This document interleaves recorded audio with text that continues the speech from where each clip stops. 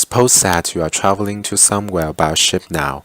The ship hits into the iceberg and the lifeboats on the ship are not enough for everyone on board. Will you be panicked or you will calmly find a way out? There was a significant disaster, which was the sinking of the Titanic that happened in 1912. This disaster happened during the coldest time of the North Atlantic. The climate in 1912 was abnormal. The iceberg was put in the Titanic's path by a rare lunar event. One of the biggest issues of the sinking of the Titanic was shipping manufacturer problem and incomplete equipment. This should be prevented to save lives by formulating regulations. The first precursor was that the Titanic had brittle hull steel. This made the disaster happen. The hull steel used to build the Titanic was not good. The presence of relatively high amounts of phosphorus, oxygen, and sulfur made the steel brittle, especially at low temperature. The hull steel fractured when the Titanic hit the iceberg. The hull plane did not deform but fractured. Those brittle hull steel used by the Titanic caused the massive flooding. The brittle hull steel used to build the Titanic made the disaster happen.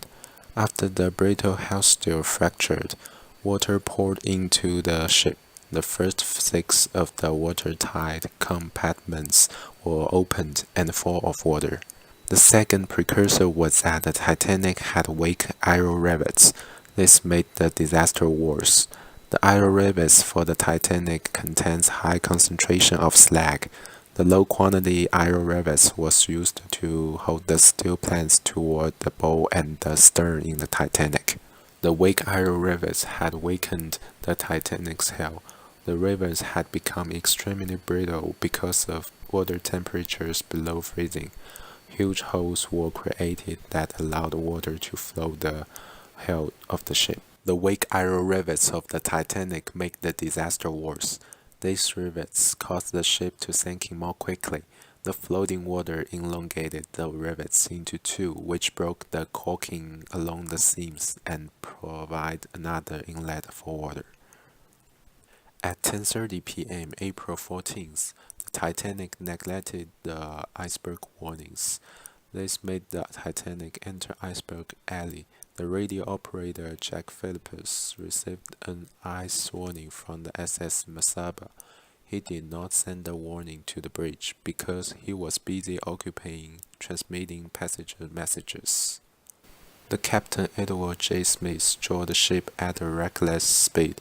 He decided to sprint towards his final port of call on the evening.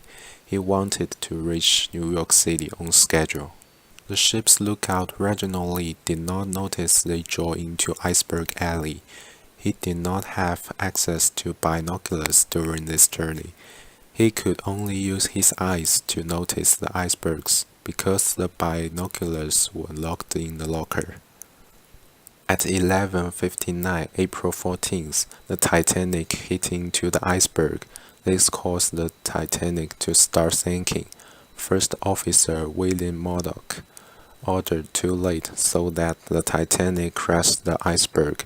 He ordered both the ship hard starboard. It made starboard of the Titanic full explode to absorb the blow of the iceberg. The Captain Edward J. Smith sent the first wireless distress signal right after the Titanic hit into the iceberg. SS California, which was 19.5 miles away, did nothing. They thought that the Titanic was holding a party. The signal was just fireworks. Ship's carpenter J. Hutchinson went to check the broke of the ship. He found that 6 of the compartments were torn by the iceberg. The ship started to sink, and he said that it would sink within 2 hours. At 12:05 April 15th, the Titanic began to sink. This caused that people on board prepared to abandon the ship. The chief engineering officer, Joseph Bell, kept everything in control. He led 34 engineers to save time for evacuation. They kept the power on and the lights burned until almost the very last moment. The bank leader Wallace Hartley was trying to make people calm. He led the musicians in playing music in order to keep passengers on board from panicking during the sinking. Second Officer Charles Lightoller was in charge of loading the lifeboats on the port side of the Titanic. He filled the lifeboats with Captain Smith's policy that women and children first. This led to most people who rescued were women and children. The first solution was the formulation of Regulation 3 in Chapter 4 of International Convention for Safety of Life at Sea. This regulation saved passengers' life. Regulation 3 was that passenger ships weighing 1,600 tons or more must be fitted with a radio telegraph installation. The ship's radio telegraph station should be located so that there is no harmful interference from noise, and it should be high enough for safety. Radio telegraph installation provide accurate information to the ship. Ships are able to receive weather reports, check their positions, and call for help in emergencies with the use of wireless. The wireless also can prevent ships from getting into danger. This solution to the sinking of the Titanic prevent passengers from being hurt. Radio telegraph lets the ship stay away from danger before a disaster happens. When a disaster happens, radio telegraph can send a distress signal in time so that search and rescue will be much easier. The second solution was the formulation of Regulation 22 in Chapter 3 of International Convention for Safety of Life at Sea. This regulation ensured passengers' life. Regulation 22 increased the required number of lifeboats. The passenger ship must equip lifeboats for every passenger on board, and there must be buoyant apparatuses for 25% of the passengers on board. The regulation required lifeboats to have fixed equipment. All lifeboats must have a protective fender or bumper to prevent the damage. There were no less than 4 crew members with knowledge of handling boats on each lifeboat. This solution to the sinking of the Titanic ensured people's safety. When a disaster happened, all passengers on board will have a chance to live due to the enough lifeboats. Search and rescue time are extended due to the supply of the lifeboats. There was a similar disaster which took place in Tenerife Airport in Spain in 1977. This plane crash killed 583 people. This disaster affected the entire aviation industry. The biggest issue of Tenerife Airport disaster was the airport equipment and imperfect regulation. This should be prevented to save lives by formulating specific regulations. The first precursor was that Tenerife Airport was full of aircrafts from another airport. This made the disaster happen. The airport was full of planes from Gran Canaria Airport. There was a terrorist incident that a bomb exploded in the terminal of that airport. It made many flights diverted to Tenerife Airport. It made the Tenerife Airport crowded. The diverted aircraft took up so much space that they were parked on the long taxiway, which means that the taxiway could not be used for taxiing. Departing aircraft had to taxi along the runway to position themselves for takeoff. So many aircrafts in the airport made the disaster happen. It made Pan Am must follow the KLM on the runway due to fewer taxiways. KLM 4805 had to make a back tax before taking off. and it was rare at a commercial airport. The second precursor was that airport did not have ground radar. This made the disaster worse. Ground radar was the equipment that used by control tower to detect the position of the aircrafts. It could show clearly that all aircrafts in the airport. It was easier for control tower to prevent aircrafts from colliding in bad weather. The unequipped of ground radar made the control tower could not know the position of two aircrafts in the fog. The airport was surrounded by thick fog that day. Controllers could not see Pan Am and KLM in the thick fog. The unequipped of ground radar made the disaster worse. Controller could not determine the location of the aircrafts, neither the two aircrafts themselves. It made the captains of the two aircrafts could not see each other before the crash happened. At 5:02 p.m. March 27, the airport was extremely busy.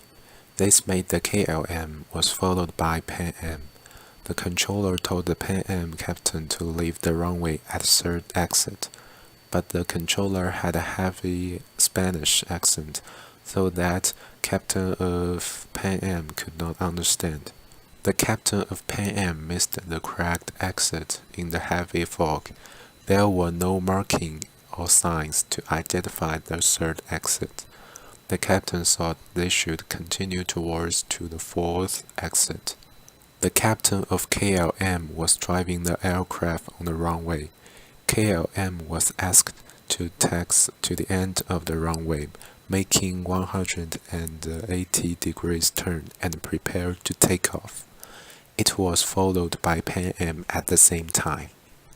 At 5:05 p.m. March 27th, KLM was prepared to take off. This made the captain of Pan Am panic. The captain of KLM asked for the permission for taking off. He was told that stand by for taking off, but he did not get the message because of radio interference. The captain thought he was cleared for takeoff, so he started speeding up. The controllers didn't realize that the accident was about to happen. There were several times that the controllers paused while the transmissions were taken. There was some confusions which were caused by the operation of three different frequencies by two controllers. The captain of Pan Am was panicked when he heard the message. He said to the control tower that they were still on the runway, but there was no reply. The thick fog blocked his sight. He couldn't see KLM was drawn towards them. At 5:06 p.m. March 27th, KLM crashed into Pan Am on the runway. This made the Pan Am passengers to escape. The captain of Pan Am found that KLM was driving towards them. When he saw KLM, he tried to drive the aircraft off the runway, but it was too late. He spotted the leading light of KLM when Pan Am approached the fourth exit.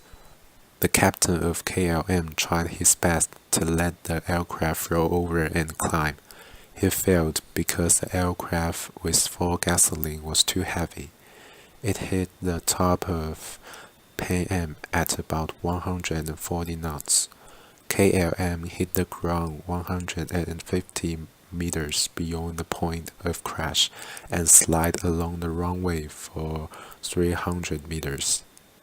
Pan Am senior flight attendant Kaylee started taking actions to help survivors to escape. When she initiated an evacuation, there was blood flowing down her head.